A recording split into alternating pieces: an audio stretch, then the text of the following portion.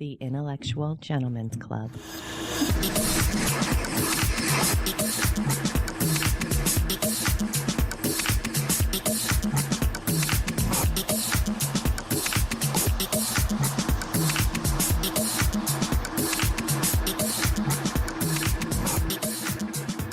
Welcome back, ladies and gentlemen. I'm Jason Abbott. This is the IGC Podcast. I want to thank everybody again for tuning in. This is episode 21. Thanks for subscribing, sharing, and discussing on the website, social media, rating on iTunes, and such. Tonight we're going to be sponsored by Independent Filmmaking, and oddly enough, we have an independent filmmaker. He's joining us by Skype. If you would like to support the podcast and you like what we're doing, you can go to our support page at www.intellectualgentlemensclub.com. You'll find our affiliate sponsors on there, Amazon.com, which is always good for during the holidays when you're doing your Christmas shopping. Onit.com is a total human optimization company, and one of our new affiliate sponsors is Audible.com. We get a cut of what you're spending with those companies. It doesn't come out of your pocket at all, so it works pretty good. If you have an extra couple dollars, please give it to our guest tonight because he's doing some great stuff out there. But if you happen to have extra dollars, go ahead and click on that PayPal button. And donating with a credit card is really easy through there as well. So without further ado, tonight our guest is Adam Scorgie. He is an independent filmmaker, like I mentioned. Some of his previous projects that he's worked on is The Union, The Business Behind Getting High, The Good Son, and I Am Bruce Lee. Currently in production is Ice Guardians, Lake City, and The Culture High, which is a follow-up film to The Union. And he's hailing now from Edmonton, Alberta. Adam, welcome to the show. Thanks for having me, man. Yeah, and, warm Edmonton, Alberta. We'll be sarcastic. Yeah, I sense some sarcasm there, obviously. Just a little bit. It's warm for here. It warmed up from -30 to -14 today, so that's like warm here. It's like beach volleyball weather, I'm told here. Absolutely. Well, hope you get a break from that cold and a nice heat spell soon. Oh well, I'm getting a break either way because the parents are taking the family to Costa Rica tomorrow, so I get a break, and I'm going to take a break from social media and everything for a bit there too, which is that's a big break for me because I don't ever usually get away. Yeah, it's good to unplug every once in a while. So have fun out there and definitely warm your skin up before you come back. Yeah, I'll get nice and burnt. Okay. Well, before we get into the history of your films, which I definitely want to get involved with, I've heard you on different interviews, and let's just say normal is a subjective word, but can you give me a basic history of your background and going up, and if and how that influenced your career path? I mean, it totally did. I definitely didn't have. I mean, everybody's got their own story, but where mine is a little different is that I had really two big father figures in my life. My mom got remarried when I was 2, and my stepfather has been fantastic. He's the one that initially lent me the money to make The Union, all $240,000 of it. And nice of him. Yeah, my biological father was an amazing man too. My stepdad came into my life when I was like 2 and just fully took on board me as his son.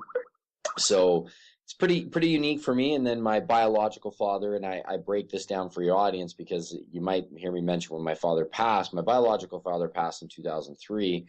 And my biological father and my stepfather couldn't be more different, but both great men. My biological father owned and ran and operated a strip club in Kelowna, British Columbia called Cheetahs, which was pretty legendary back in the day. Now I believe it's turned into a nightclub. My former business partner no longer operates it as a strip club. But my biological father passed away in 2003. And at 23 years old, I inherited the nightmare that was Cheetahs and the nightclub world and the strip club world. So 23 years old, I'd left for New York to go to film school and acting school, and I was doing fitness modeling at the time, to come back and run a strip club where in British Columbia, there's all the strip clubs, you book your girls through agencies, which predominantly most of them are owned by the Hells Angels Motorcycle Club. So I grew up around motorcycle clubs and MCs from the time I was 15. I actually helped the local chapter in my town move into their clubhouse. I moved the furniture in and I moved the other guy that was living in that house out. So yeah, 23 years old, inheriting what I guess some people consider a gold mine. I considered it a nightmare. A strip club when you're 23 years old. It was one of the hottest and most desired clubs in town at the time. So I had sharks everywhere. It's what really made me learn the difference between true friends and how friendships change, and how, even in death, people are very concerned, or even more so in death, people are very concerned about money and assets, and how the sharks come and poke their heads out really soon. Interesting. So yeah, it's that's why it's funny, because when I watch Sons of Anarchy and I see how popular Sons of Anarchy is, I was like, oh my god, oh my god. I'm like, man, I can't even tell you how similar that is to how I really grew up. So Of course, Kurt Sutter kind of nailed that program, huh? yeah, and I mean, and the thing is, I mean, even a lot of my friends, because I still have acquaintances that are full patch members. Sure. They'll tell you now too, they love the show. And of course, there's parts that are far-fetched and not real, and they change and this and that, but they have to. It's TV. I mean, if you did it real every day, I mean, a lot of the bikers' lives, for the most part, probably 90% of their lives are rather uneventful, right? But there are things that happen in that world that are eventful, and some might consider exciting or dangerous or all of the above. And I'll tell you, they watch the show and they love it too, because it's the closest thing. Like they did a lot right, like, how they sit down at the table and they're supposed to take votes, and then they did the patches very authentic, and they even had Sonny Barger, who started the Hells Angels, made a guest appearance in the show several times. He's the guy with the voice box. Yeah. So, and then Chuck Zito was in there and a few other members. So Kurt Sutter did a great job, and I love watching the show. And, but it's very similar to how I like Jax being a young guy. I mean, I was never a patch member or rode with him, but, my dad passed away and he had a lot of friends who were involved in that. And then, me being in business with the MC indirectly by getting girls through them, put me in, very similar shoes to the way Sons of Anarchy started. Young guy takes over, that's kind of a big name in a small town, heavily connected to the local MC, which, the town, Kelowna is a small tourist town, for those who are unfamiliar, in Western Canada, that is one of the most popular tourist spots in all of British Columbia, or all of Western Canada, I would say. It's got like 58 wineries. It's got beautiful lakes. It's got several ski hills. So everybody wants to be there, and it's the motorcycle clubs are, the town is indirectly supported by them, because they'd rather have the devil they know than the devil they don't know, than to have the Asian or East Indian gangs out of Vancouver or other gangs from the United States. So the town has kind of supported the MC and rather have them in town than anybody else. So it's pretty similar to the whole town of Charming and Sons of Anarchy, would you say? So, yeah, you got another small town that kind of supports them, because they don't want the Mexicans or the blacks coming in. It's like watching it, there's so many parts. I'm like, oh my God, that's just so similar. It's crazy. So I'm actually doing, that'll be my first dramatic feature one of these days, is Lake City, which is it's a dramatization of my life, of when my dad passed away and I dove into that world. And of course, there's a lot of stuff that's real about the story, and some real true stories that we would enact in the film. And then there's some stuff that is just made up and entertaining too. Are you putting yourself into one of the roles, not necessarily maybe as an actor, but one of the characters? Is one of them going to be wrapped around? Yeah, the main character, Aaron, in the script is going to be very, very based on my life. Oh, okay. And I will actually, because I did start my career in front of the camera, so I'm not taking a major role because I haven't been working on my craft for years. So to jump in as a main acting role would just be ludicrous and egotistical. But I probably will throw myself in as like one of the bikers in a scene that gets a small speaking role or something like that, right? Yeah, that's cool. Kind of like a Stan Lee type of Marvel. Yeah, something like that. Something where at least maybe it's a funny scene or something like that, and then in the extra features they can put actual Aaron or whatever, Aaron's real character, something like that. But cool. Yeah, that'll be when I finally do get into dramatic features. That's definitely the first one on my list. Yeah, it's interesting. We just watched the season finale, I believe it's season 6 of Sons of Anarchy last night. Me and my wife were watching it. Don't tell me anything. I missed it. No spoilers. I'm not divulging any secrets at all. But I was actually under a conversation today through Facebook with one of my people I'm connected with social media, and he was talking about some feelings that he had towards people who are quote unquote degenerates or murderers or rapists, and the negative connotations that's behind that. And he was asking if it's okay to basically loathe another person, that is has done something very diabolical perhaps and things like that. And what I've noticed in a lot of these shows, not just Sons of Anarchy, but Game of Thrones and The Sopranos, a lot of the newer high number character shows, what they're tending to do is, what I like about it is they're taking these diabolical characters and they're giving and getting you to root for them exactly because they're humanizing them. They're humanizing them, and it's the same as true. There couldn't be a better, and sorry to interrupt, there couldn't be a better example than Walter Weiss on Breaking Bad. Right. That's a show I haven't dove into yet. Oh, that's on my. I'm glad it's complete. I want to run through the whole series now that it's done eventually. They had the series finale, so you gotta. But it's and that's where it was funny, because when I had the original versions of Lake City going out there, the feedback, and this is long before Sons of Anarchy, like we're talking 2004 or 2005, I was doing this. Mm-hmm. Notes would come back from LA, people in Hollywood and stuff, and they'd be like, man, you can't make the bikers have morals and have these relationships and stuff like that, because pretty much everything you'd seen in film about biker gangs was the cliche dirty biker that was like a bum and no remorse. They just do, and I was like, man, that's not the bikers I know. I was like, the MC guys I know have places on the lake that are worth $3 million. They have $90,000 Harleys. They've got faux hawks and stuff now. And like, yeah, they're tatted up, but they're well built and they're clean cut. Like the new age, at least where I grew up, Kelowna biker, I used to say they're kind of like a cross between a rock star and a hip hop artist, because they've got like the stylized, they've got like the rock revival jeans that are form fitted. They've got expensive shoes. They've got their custom cut or vest that'll have like, some of them got them done with like Italian tribal leathers and stuff in Italy. And, wow.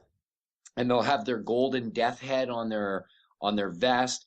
And then they've got big chains and big watches, kind of like more of like a rap artist and stuff like that. Some like bling. It's not like, yeah, like when you see, and the biggest thing that like I remember when I was explaining to the writer, I was like, listen, I was like, the guys that got into this got into it for 3 reasons: money, power, and respect. They didn't get into it to be a dirty, fat, ugly, bearded biker like you see in the 70s, alcoholic, which is like, drug addicts and all that. Yeah, not to say that they don't party and some of them do drugs and like, but the older school bikers, if you follow the history of the Hells Angels specifically, I mean, they were ex-fighter pilots that needed, they had adrenaline, they were adrenaline junkies, right? So putting, a big American hog and being proud of American product when they came back from the war was their way and their thrill. And yes, they'd get drunk and start fights, but trust me, they are now the number 2 largest organized crime syndicate in the war, or organized motorcycle enthusiasts, if you want to put it, in the world. Well, it's just funny because I have friends and they hate it when they get called gangsters and stuff, because they're not all, but of course there are some that are involved in everything else. But that's the thing where I'm torn, is that, I know some of them that are great guys, right? And then of course, some of the ones that even are great to me, I know are crazy bastards if you cross them the wrong way, right? And like literally when some of them call me, I'm kind of like, did I say anything on Facebook I shouldn't have, or anything like, and then they call and they just want to say what's up. And I'm like, oh, okay, good. Right. Yeah. Like, but it's a danger, but there is a camaraderie and a brotherhood that I can see that especially if you didn't have family and, when you grow up where I grew up, and that's what I've always wanted to show in Lake City, is that, these young guys, man, I mean, they're well built, good looking, they have beautiful women. Like in where I grew up, like, a lot of the girls are into that culture because they have everything that society says is success. Sure. They have material possessions. They have disposable income, because a lot of the time they're earning their money where it's in cash and it's hard to get into financial institutions. So they have extra disposable stuff. And sometimes they can almost be above the law. Yeah, and for a young male, when you see this and you're like, wow, okay, he has beautiful women, he has a kick-ass Harley, he has $100,000 boat, and he's living on the lake, and he's a young man. That's the American dream, right? I mean, Yeah, I was like, I don't really see what's wrong with that, right? And then they have respect, like in Cologne, it shifted in the last couple of years, but when I grew up, they were literally treated like rock stars. Like they came to lineups and bars, they did not wait, they didn't have to take their colors off, they got VIP seating because bars, I mean, if you're a businessman that earns $100,000 a year, to go spend a couple grand in the bar, unless you're expensing it to the company, that's you're like, nah, I'm not going to spend that. That's a lot of money. right. Right. But when you cash out in cash and you get $100,000 cash and you're having troubles getting it into financial institutions, like when you crop out of a grow up, which is very prominent in BC, then to spend 2 grand in the bar is nothing. And they do it all the time. So me as a former bar owner, we cater to them. They were our best clients. We treat them like rock stars. Right. So it's tough when you're a young male and you see that, like, and that's what Lake City is, the conflict that even I went into, that I was just like, man, it's tough to want to buckle down and go up to the rigs and, work in -35 weather to make, 10 grand a month. But after taxes, it's like $4,800, right? When there's guys that are making 100 grand in 3 to 4 months when they crop out of a grow up, and then they're hanging around a brotherhood that'll literally die for you and, go to war for you. Right. That works out. Yeah. I mean, I could definitely see where that would be an advantage. I think that's a good point to kind of segue into probably arguably your most successful movie is The Union, and which is the business behind getting high. So The Union, I mean, where did that title come from? Well, it's actually a perfect segue because right. In Kelowna and in the Okanagan, that was the nickname when you were in a public setting. When someone would say like, "What do you do?" They'd be like, "I'm in the union, man." And I was like, well, "What fucking union? Because you've got a lot of nice shit and you're doing well." Right. And I went to high school. What are you talking about here, right? Yeah, I was like, fuck yeah, like because they pay well. And then like it was when I came back from New York and I hadn't heard it. And then my buddy was like, "Dude, he grows dope," and I was like, well, fuck, I was wondering because the guy was kind of a donkey in high school, and now he's making like he's got this $50,000 truck and like 80,000 large. Yeah. Yeah, I was just like, fuck. And and the way when people say crime doesn't pay, yeah, it doesn't pay to the addicts and the people that get punished, but the people that the smugglers and stuff that you hear the drug warriors always saying that's who we're going after. Well, if you've ever been in a court case and you understand the legal system, 90% of court cases are won on money. So when you're trying to go after these guys that have $200,000 cash retainers set aside for the best lawyer in the county, country, or province that you live in, good luck on They're trying hard to nail them, right? Charges, right? Yeah, they're fucking hard to nail. Right. And that's the truth of the drug industry, right? Is that they win courtrooms. They spend tons of money. They get off on some technicality. They don't get charged. The people that get charged are like the small mom and pop that got caught for growing, or a guy that's got simple possession or minor trafficking, or the fall guy on the big drug bus, right? Like they'll be like, oh, I remember I was in Houston one day and there's this front page article. It was like, we busted 40 tons of marijuana. We got the driver. Kudos to us. I'm like, big fucking deal, right? You think one Mexican driver was the guy that financed a 40-ton operation? Fucking marijuana, which is light as shit. So 40 tons of that is like the I was like, you think that one driver put that together? Right. There's a whole syndication that put that together. You got nothing. You got the guy that they gave him $100 to drive across the border. You got the lowest paid worker. Good job, guys. That, like, good work. Yeah. It's right? So the union, I came back and originally, like, I looked at, because I was acting, going to film school, and I was broke, doing catering gigs and everything else, and I looked at getting into this, and I was like, man, this would be perfect. I could set up a grow up and just buy a house and collect, 3 times the rent, pay off the mortgage in 2 years, just put a grower in there that would grow for me. That's how I knew the whole breakdown in the union of how the fall guy works and setting up a house and the LTD company and London, because there was a whole system in place in the province on how to do this. And like, there's lawyers that'll tell you how to, like, they'll be like, I can't tell you to do anything, break the law, but I can tell you to make sure your money gets put through properly and things like this. Like, because they all profit legally from the second and third dairy, like all these things, like when you buy a truck and you go buy a house and you go do this, those are all trickling into the economy and It's all depending on the cultivation. Yeah, and it's Yeah. legal. Like you'd have water purification guys that would get paid 10 grand cash to come make sure that your system for your house. And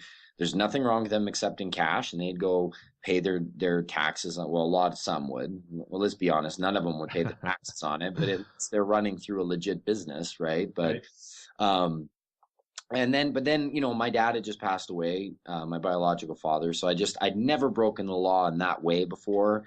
And I was like, man, why don't I use what I'm learning in school? And at the time, docs were getting more popular than they'd ever been. Like Michael Moore's Bowling for Columbine and Roger and Me, and then Morgan Spurlock's Super Size Me, and docs like that were getting into the mainstream, into theaters. Mm-hmm. And I was like young and naive. I'm like, oh, well, man, I'll bang out this doc, get some critical acclaim in like a year, and then I'll go back to acting. No problem, right? Yeah. 4 years later, the film, like my daughter wasn't even thought of when we started the union. And then she was like 2 when we were screening it in Vancouver. Well, so what did that do to you financially? Was that, I mean, I've heard you talk about it. It wasn't very viable, obviously. Oh, no, it crushed me. Documentaries, it also stands for the death. D also stands for death in the film industry. Like you tell a distributor, like, I got this great documentary. They say, nice meeting you, right? Like as soon as they hear documentary, you tell them horror movie, you tell them any series, even drama, which is not another big sell. As soon as they hear documentary, they didn't want to touch it. That's really a shame, man, because some of the best films I've ever seen have been documentaries, and they've educated me more than, any book really could have in a 2-hour span. It's just like this concentrated wealth of knowledge, and it's really a shame that more credence isn't given to that. It really is, Jay. I'm glad you say that. And the sad part is though, is that, tons of people I talk to say the same thing. Like they absolutely love documentaries, right? And they're like, Right. I don't know how they say that.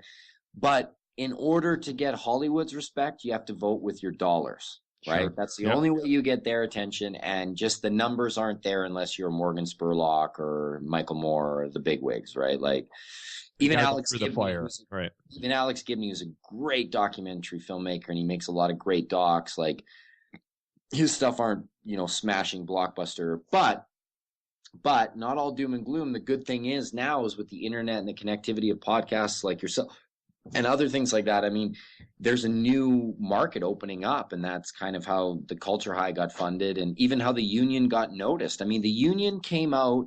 I got very lucky that the union came out at the right time when internet was reaching a new height, right? With social media and Facebook and Twitter and MySpace. What year did it come out? Was it 2007?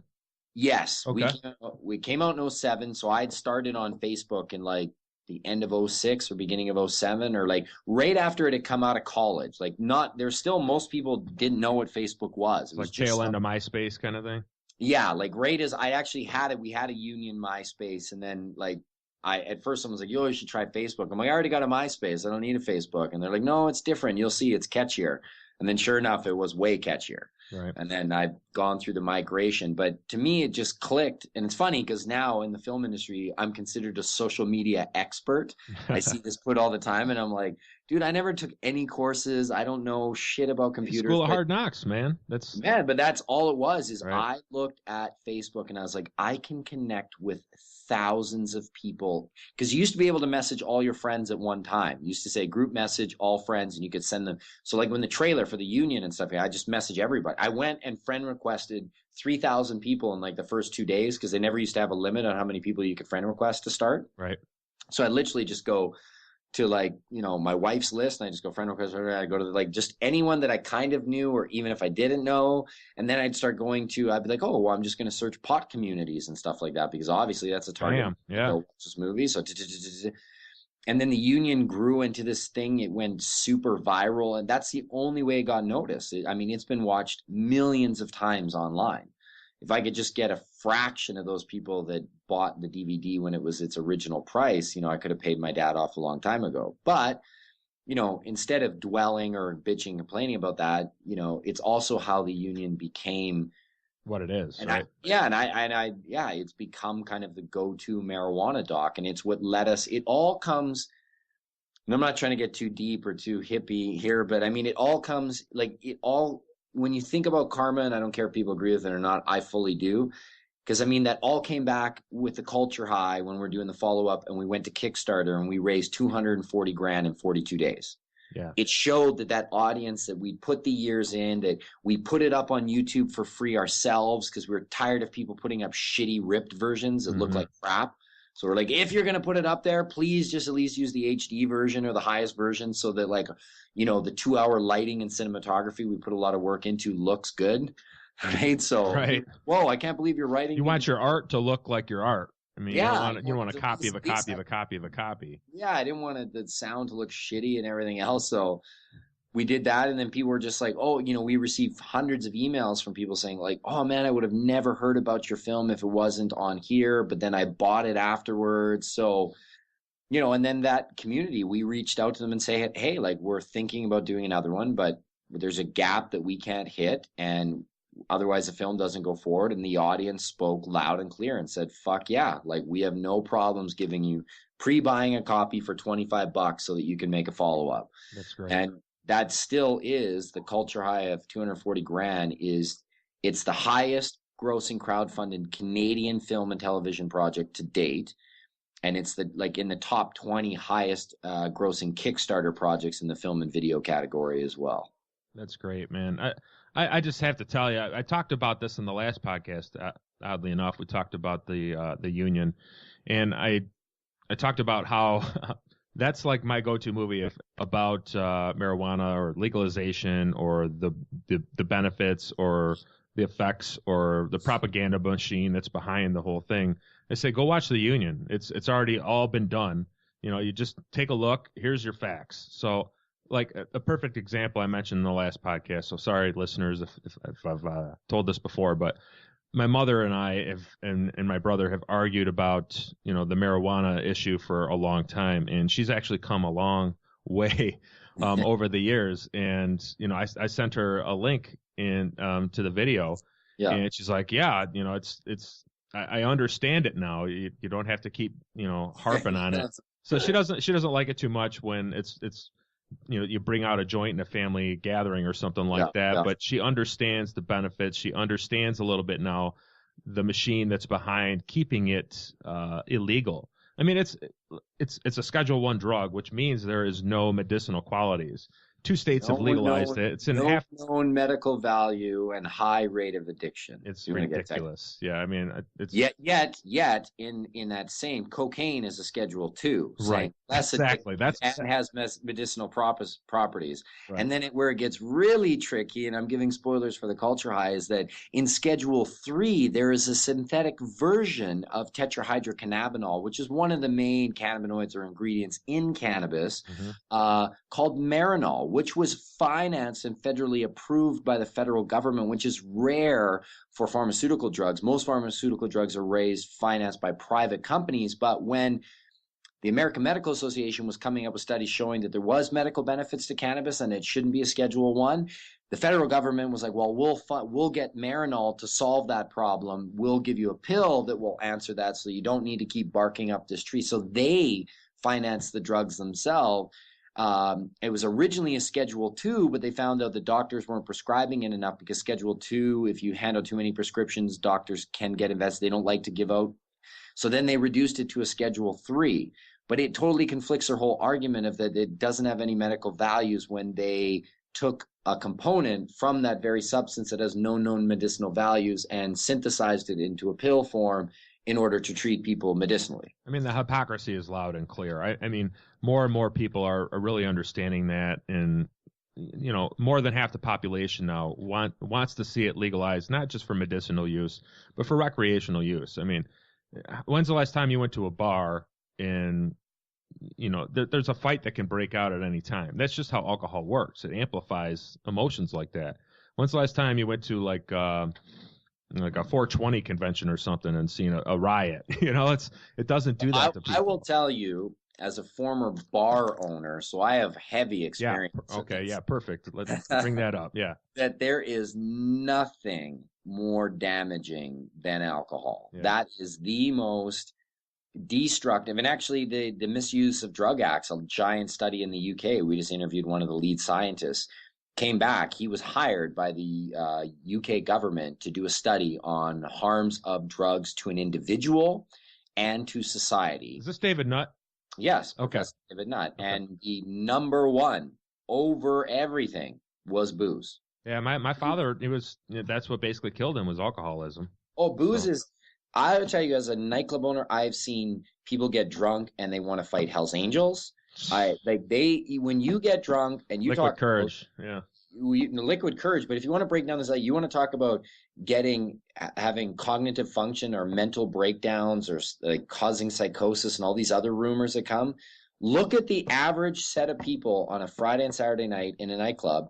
And if you were to just not accept that you're so used to seeing alcohol and just like look at human functioning, you'd be like, these people are psychopaths and schizophrenic. Like, I mean, they get aggressive and just go and put their hands up girls' skirts. They want to fight gangsters and like risk their lives and get like they're out of their fucking mind. Right. Booze is the most, if anything, I think that, like when you hear all this, and that's one of the things that frustrates me with all the research I've done, when you hear the claim of people like, what about the children and encouraging, people to get intoxicated? I'm like, if you really, really cared about the children, and I'm a father of two, yeah, myself then also, you would be campaigning harder to make alcohol less sexy in commercials and be far more worried about the psychotic meds that they're giving to children at ages 4 and 5 because they don't sit in class. Right, hanging them out like Tic Tacs, That shit, I couldn't, if my daughter, because my daughter has ADD, like I have it, my wife, I don't know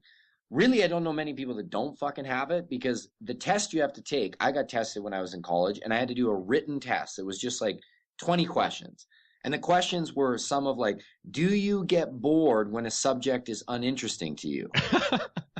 And I was like, well, who the fuck doesn't? Like, of course I do. That's a stupid question. It's like, do you tap your pencil in class? Do you chew it? Like, do you fidget? Do you do it? And I'm like, I was like, yes, yes, yes, yes. At the time, I was like, oh, I obviously have ADD. But like, I think back to those questions now. I'm like, who the fuck doesn't do some of that stuff? Like, who sits in their desk and is just like, no, this subject is boring as fuck, but I'm going to just sit here and pay complete attention. If my daughter's teacher said, I think she needs to get on a medication, my honest exact answer, because I can be aggressive in situations like this, is I would literally say, when you start taking the drug first and see how it maybe helps you to be a better teacher to engage my daughter, then I'll think about putting her on that drug, because I've looked at the side effects. I've interviewed the psychiatrists and physicians that have worked on that shit, and there's no fucking way I would give that to my child. I can't believe parents are still doing that with the access. Like, just Google lawsuits regarding these drugs that they're giving to children, and they're fucking out there. Like we pointed out in the union, can sometimes cause in rare, but has been known to happen, can cause instant death. And then those same people will be like, I can't believe someone would prescribe marijuana to someone when they're that young. I'm like, have you looked at the shit that you give your kids? Right. I was like, or how about half of the foods that we give our kids? Even the foods, it's, and also as far as like ADD, don't you think that there's something to be said about the fast-paced Western society that we kind of gear everybody towards, you have to 100,000 miles an hour, right? I read an article the other day that they actually say that maybe it's a stage of evolution that we don't understand, because there's so much going on, and that to be able to do social media and to do this, like, you almost have to be. Yeah, right. I can see the train of thought for sure. I know what people think that what I do is like insane. They're like, how do you do like the social media and do your fit and do like other people that just, are content with their 9 to 5 are like, I could never fucking do that shit.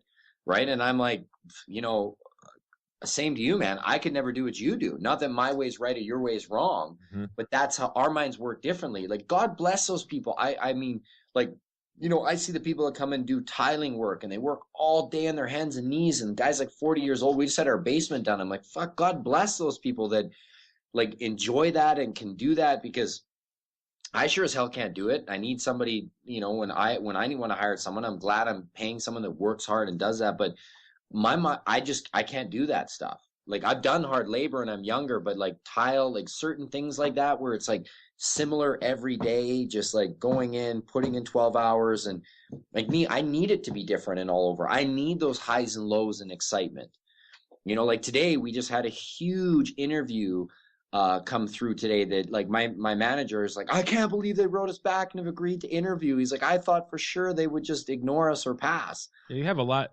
You were talking on a couple other interviews. You have a lot more celebrities that came out for this one. I mean, obviously, there's been a gap here between the years. So, people, do you think they're feeling more comfortable to come forward? It's a whole bunch of things. There's definitely more people that are not as afraid as they used to be to come out and just speak their mind now. I think the internet's done that. They've seen with all these different formats like podcasts and stuff like that, where it's not just the Tonight Show or a news station where they're going to take 10 minutes. People can really come out and talk. Yeah, we try and dig a little deeper on the podcast Yeah, circuit. they try to get more personal, and so I think that is a thing. Two, I think a lot with access to information, people's minds have shifted. They've been able to get more information. Three is definitely that the union now, if you've actually seen it, or if when we send you an interview request, you like Google us and look.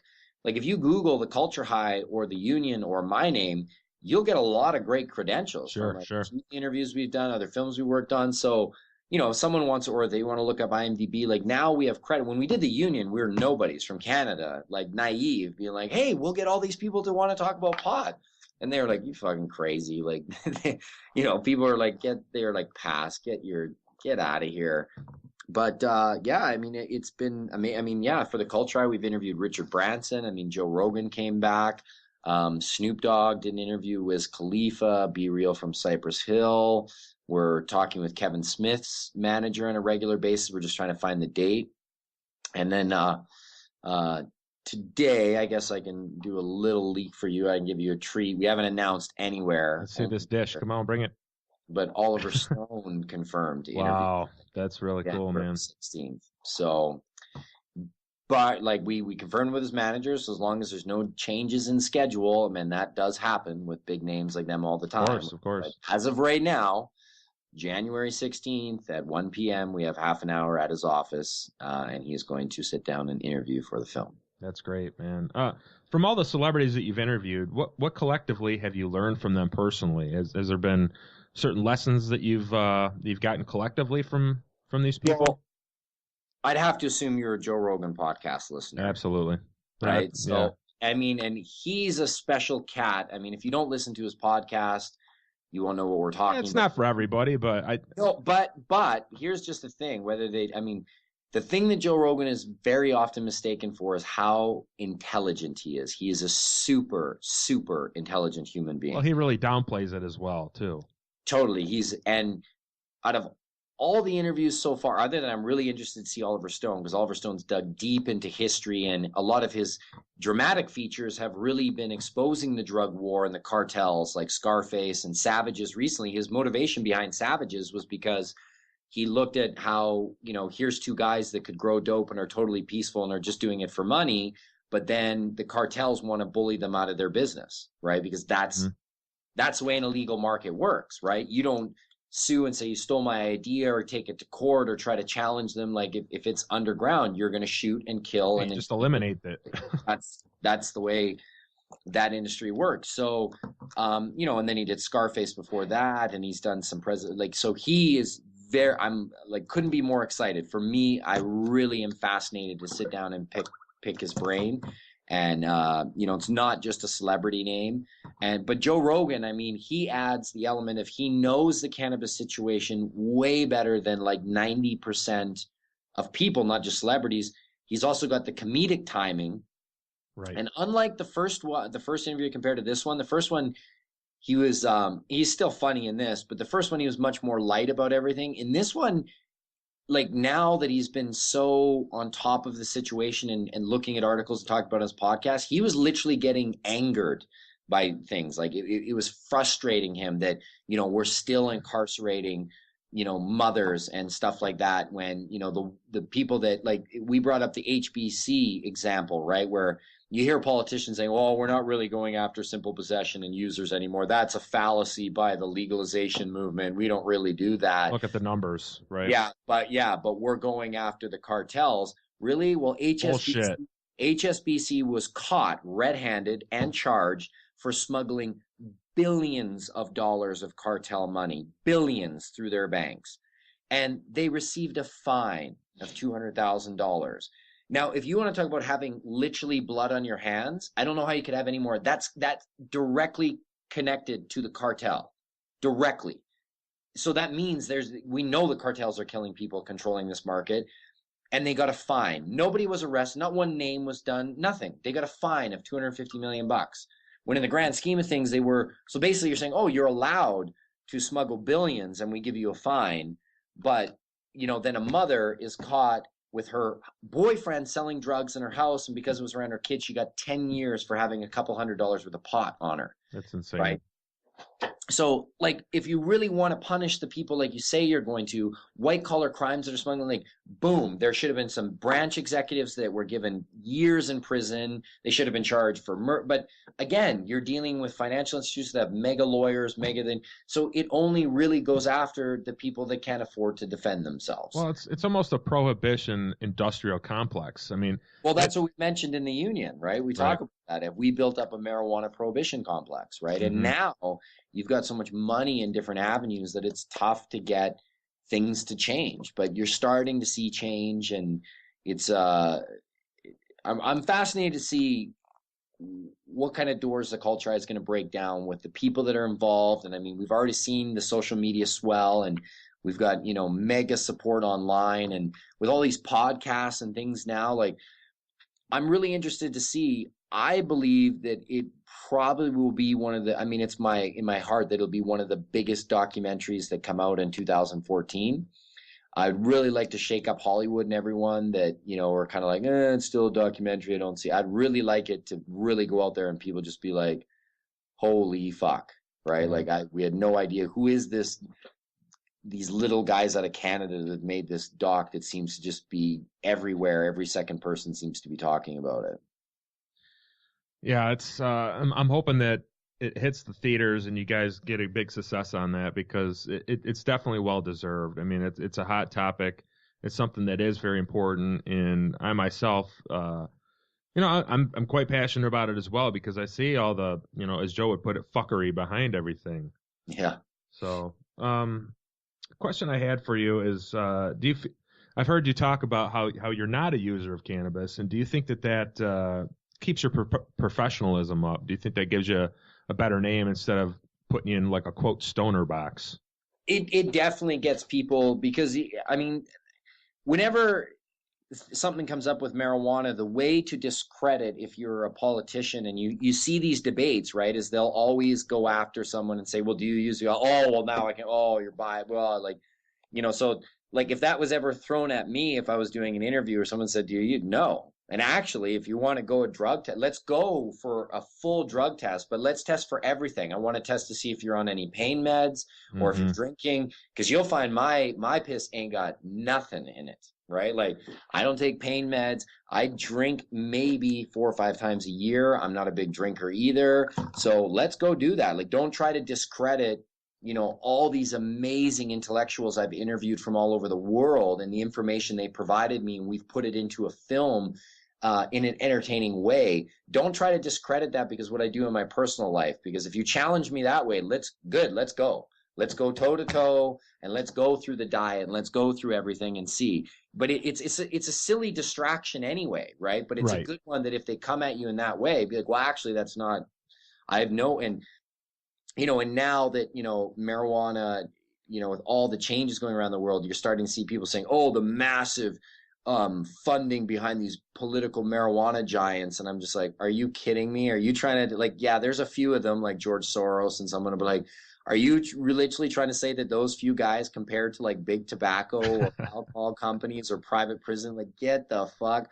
Yeah. So the good thing is, again, when you come back to me, they're like, well, what? You must have an incentive. I'm like, what? I'm a filmmaker. My next documentary is going to be about enforcers in the NHL. Yeah, look at my bank account, right? Yeah, like, I make no fucking money. If it gets legalized or doesn't, or if it gets more strict, doesn't affect me in one way.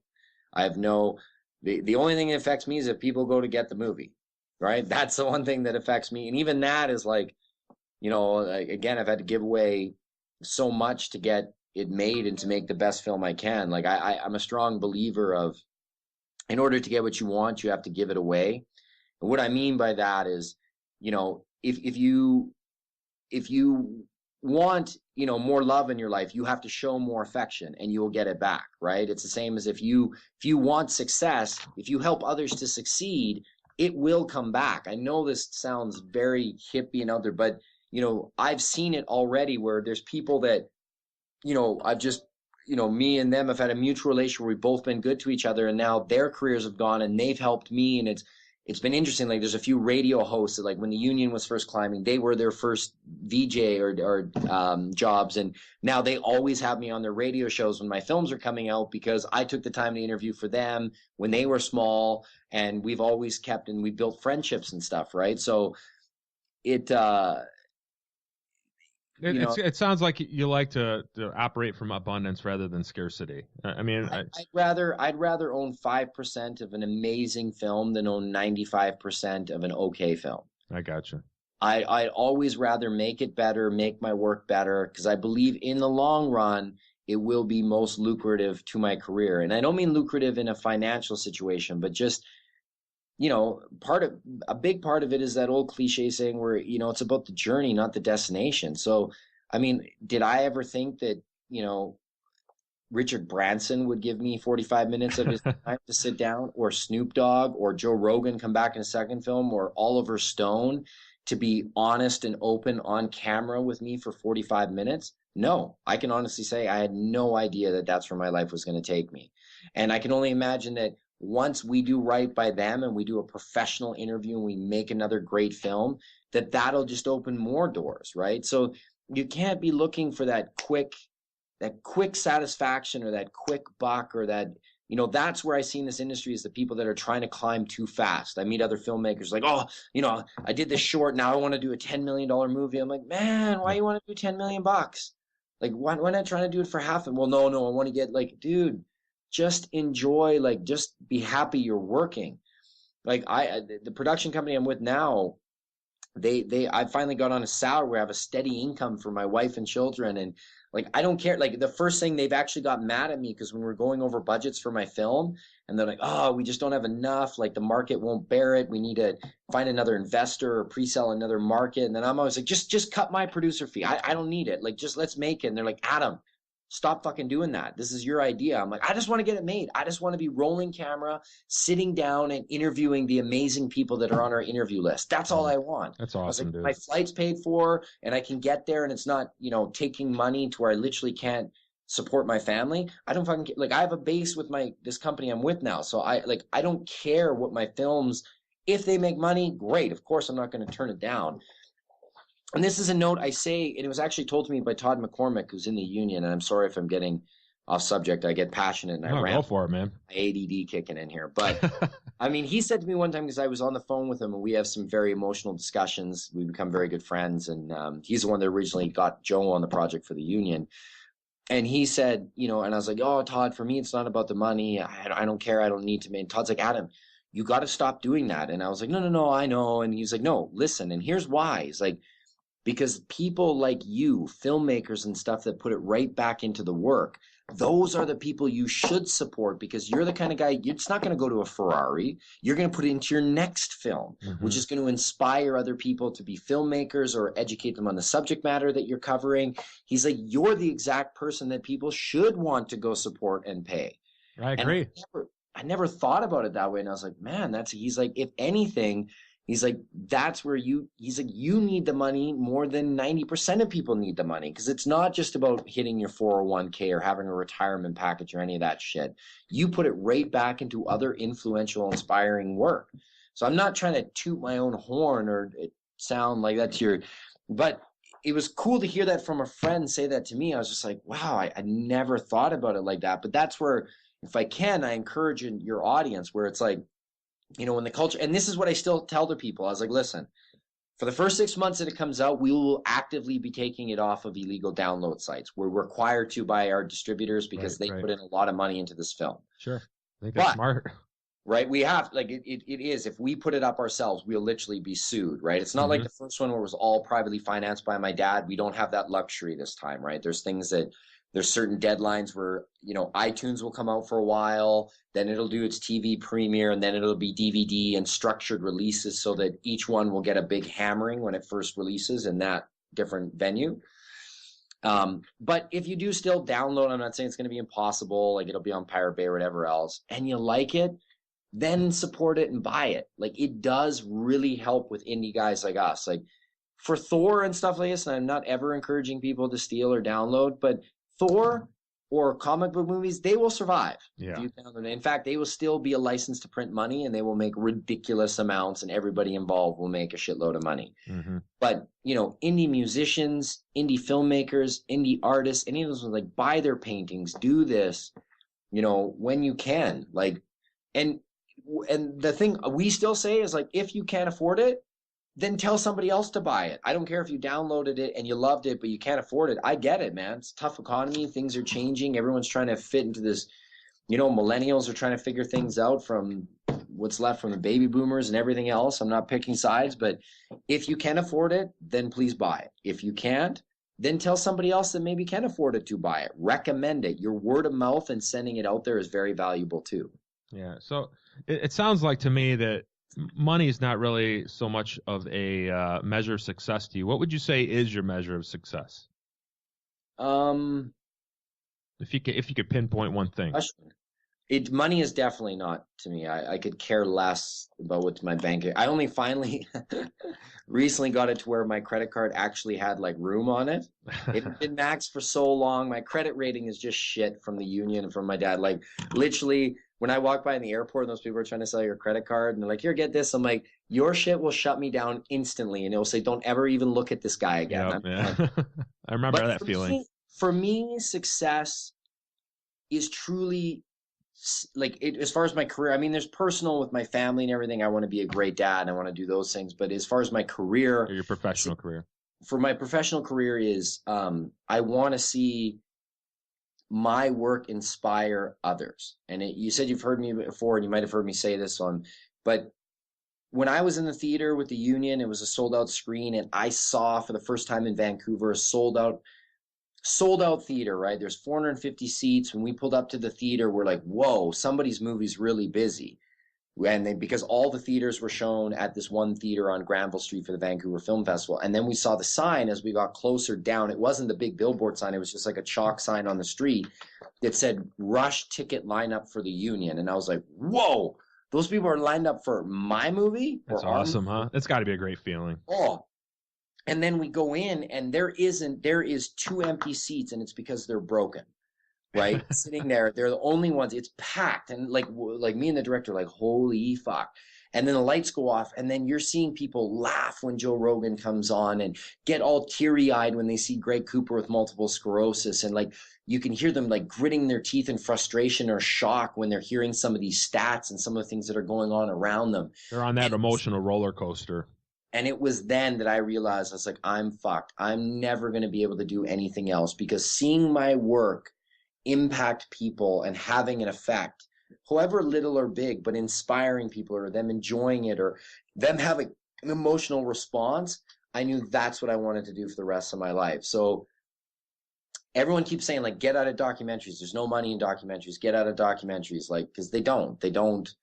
You put so much work into them. And like, if you count, like even the Culture High, we've started, like, it's like a 3-year process to get us here now, right? Like we only just got producer fees and stuff after Kickstarter. Like, you know, we'd already, if you were to pay us minimum wage,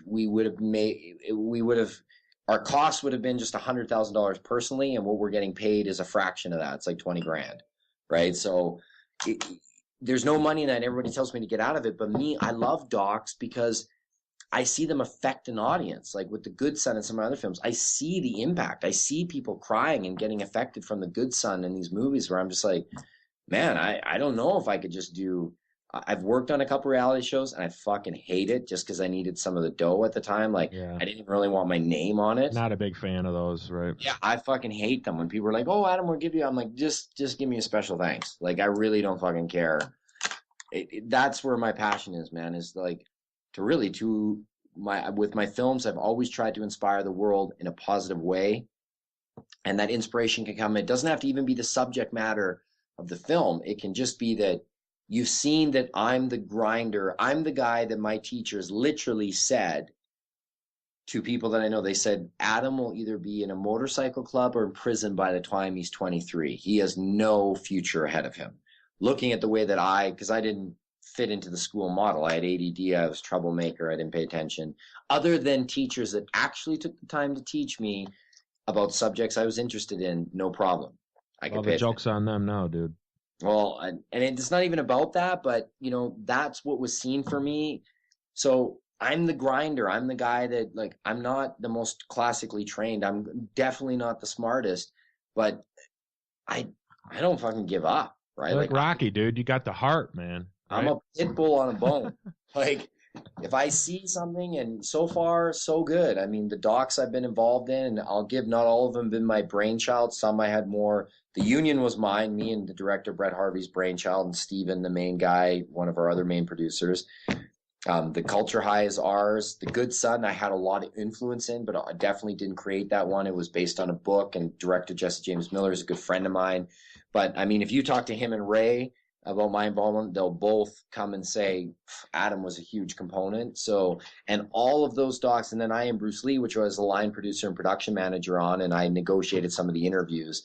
At the time, the producers asked me, they're like, is John Jones worth an interview? I'm like, that guy's going to be the Muhammad Ali of MMA. So yes, you should do a fucking interview. It was before he won the belt, but we literally, when I picked him up from the airport, he had the belt on his shoulder in a case because he had just beat Shogun to become the world champ. Wow, that's cool, man. So, but all those films have been, they're good movies that people respect and they like what was told in them. They're not money makers. They're good movies. Like, if you like docs and great storytelling, anyway. All right. I got a couple questions for you, and I'm going to let you go, man. I know. Oh yeah, I know you got some stuff ahead of you here. The first one, I've asked this of a couple of our guests. Do you consider yourself an ambassador of the independent filmmaking industry? Yeah, I call myself a creative hustler. So, and I always try to help other filmmakers whenever they reach out to me on social media. So I'd say I'm definitely some kind of ambassador. I know sometimes I get considered an ambassador for the marijuana movement. I wouldn't consider myself that, because there's people that are, legitimately going to Congress and raising money and doing things that, if you truly are an ambassador of that, I would not say that I'm that. But some people often give me that title, which I'm honored. But truly, I think there's people that have done way more work in that field than me. I've just been fortunate enough to give people a vessel or a tool that can help educate and inspire people when they want to send it to somebody. Fair enough. And my other question is, would you do anything different given the chance? As far as, with the union or, going into debt or anything like that. This sounds bad, but honestly, and it's good, maybe where my young and naivety was good, is if I would have known now the stress and pressures and financial hardships I would have went through in the union starting it, I wouldn't have done it. I really wouldn't have. I'm so glad that I did, and I'm not saying I wouldn't if I could change it, but just knowing how hard it was. And I only say that not to discourage, but to let people know, is like, that's how hard you have to chase when you really want something. Like, I'll hear some people like, oh, I want to be an actor, but I didn't, I have my kids and I want to do, like, I'm like, and I don't want to argue them or make them, but I'm like, oh, you're just making excuses, right, for why you gave up. Right. Right. Because if you really wanted it, trust me, I have kids. I've raised them. We went through huge hardships, and me and my wife fighting and everything else. It sucks. But, and I'm not saying you have to do with me. A lot of that is my personality traits that maybe made things harder, because I'm not the smartest, and I'm not the most organized in binders and punctuals. Like, maybe there's things, but you have to really, really fucking go for it. So, and that's, if I would have known, like, that's how hard it was for me to make the unit. I borrowed an incredible amount of money from my parents, put a lot of pressure on my wife and my child. We were really broke. And that was something, because my dad put in money again for the Culture Eye. He put in 140 grand. Just as I was about to pay the debt down, I'm exactly in the same amount of debt I was for the union. Almost exactly. I got it paid down to 80 grand, and then I borrowed 140, so I'm around the 240 mark again. I'm almost right there again, like exactly where I was. And my stepdad, being the amazing man he was like, yep, no problem. I'll send you a check next week. He's like, Adam, my only concern is I don't want you and Lauren and the kids to go through the same financial hardships that you did on the first one. promise me that that's not an issue and I'm wiring the money tomorrow. And I was like, no, Dad, it's not an issue this time. The Culture is going to make its money. You're going to get paid back in 18 months after I borrowed the money. He's like, okay. And he sent it. So I wouldn't have changed anything, but it's cool kind of the way that life works. And it's part of enjoying that journey and letting those journey lessons teach you something, because knowing where I am right now and I just don't think my body could take it. Like I just started getting myself healthy again and back into shape and going to the gym at 5 a.m. I really kicked the shit out of me for a couple of years with the stress and fighting with my wife and the financial hardships of the union and people thinking I was a crazy guy, like to keep chasing this documentary film career that was making no money. And I'd get regular jobs. Like I didn't just sit at home. I worked for Cintas. I worked for Shaw. I sold. I was a sales guy. But every spare moment I had, I was trying to get my film career going. Every spare money, rather than buying clothes or buying myself any material goods or anything, I was trying to invest in new pitches and projects and get things going, this and that, and trying to get the ball rolling. So I kind of got off subject there, but that's where I would go. I wouldn't change anything, but that's the kind of determination. You got to be hungry, and you'll rise through the darkness if you're hungry and you really, really, like, failure is not an option. I think that's when your best work will come. Yeah, I don't think that anybody would argue that you're a very determined person, man. I sense good things coming on the horizon for you, and I know this next movie is going to do even better. And I wish you the best of luck, man.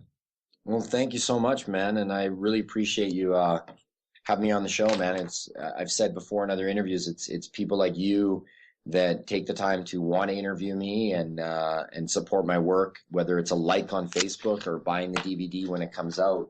For a filmmaker, that stuff goes a long way. So my sincerest thanks to you for having me on. Yeah, it's great to have you, Adam. Why don't you tell people where they can find you out there on the internet? Well, you can find, if you just Google The Culture High, you'll find the website, which is just theculturehigh.com, or the Union Facebook page, which is just the Union.